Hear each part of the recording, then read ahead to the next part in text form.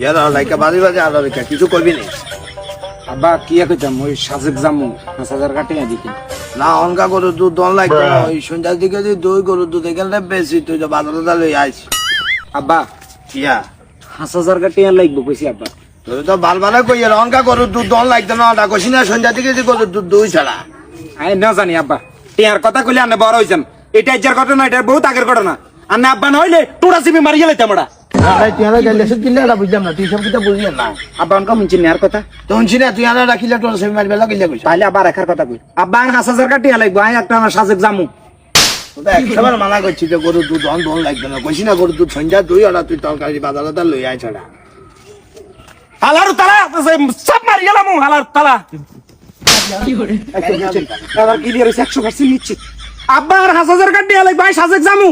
100 বার মানা করলে হুনা না হওয়া যায় কইছি বলে গরুর দুধ দন দন লাগতো না ওটা সন্ধ্যার দিকে তুই দই